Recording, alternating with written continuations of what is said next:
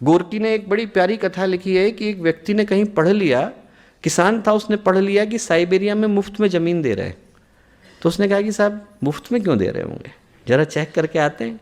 गया साइबेरिया गया तो वहाँ जो गांव का प्रधान था उसने कहा कि हम मुफ्त में ही देते हैं। बोले कैसे? 4 झंडियाँ पकड़ा दी। बोले कि आप क्या करो कि इनको लेकर के दौड़ो, जितना उत्तर में पहुँच जाओगे वहाँ जाकर के पहली गाड़ देना, पूर्व में भागना वहाँ जाके दूसरी गाड़ देना, पश्चिम में भागना तीसरी गाड़ देना, दक्षिण में तो बोले हम लोग खड़े ही है, आ जाओ आप। तो उसने कहा कि आज तक किसी को ज़मीन नहीं मिली? बोले नहीं। बोले क्यों? बोले भागो तो पता चलेगा। उसने कहा ठीक। अब अगले दिन उसने भागना शुरू करा। अब मन में भागा तो लालच आना शुरू हुआ।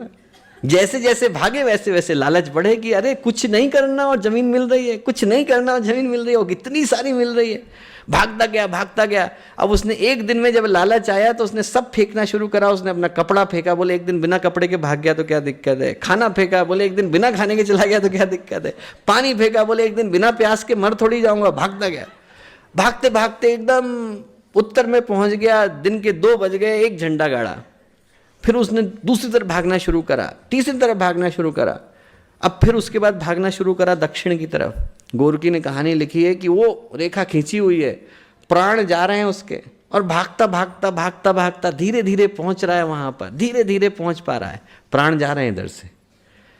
6 फीट पहले रेखा खींची है, उससे पहले गिर गया पूरी तरह से। गांव का प्रधान और बहुत सारे लोग खड़े थे। बोले तुम तो बहुत दूर आ गए, बाकियों के मन में तो इतना लालच था कि लौट के ही नहीं आए। बोले तुम तो बहुत दूर आ गए। तो उस आदमी ने अंतिम सांस लेते लेते, गोरकी ने कहानी अंत करी है तो अंतिम लाइन यही लिखी है। अंतिम सांस लेते लेते उसने गांव के प्रधान की ओर देखा।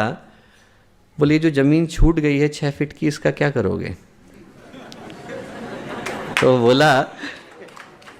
बोला इसमें तुमको दफनाएंगे, इतनी ही जमीन की आवश्यकता है। This is the only land you need. 6 feet की जमीन है, इसके अंदर दफना देंगे। साथ नहीं जा रही तुम्हारे, ये यहीं छूट जाएगी, इसके अंदर तुम्हें दफना देंगे। कुछ नहीं जाता और आदमी भगा जा रहा है विचारों की भीड़ में, कल्पनाओं की भीड़ में। ये मिल जाए, वो मिल जाए, होश नहीं है कहाँ जा रहा है। उसमें रोक करके जीवन का लक्ष्य याद दिलाना होता है। आदमी को याद दिलाना होता है कि मिला क्यों है भाई। ये सारी चीज़ें छूट जाएंगी, इनमें से एक हमारे साथ नहीं जा रहा, कुछ नहीं जा रहा, रिश्ते नहीं जा रहे, नाते नहीं जा रहे, पैसा नहीं जा रहा, पद नहीं जा रहा, प्रतिष्ठा नहीं जा रही।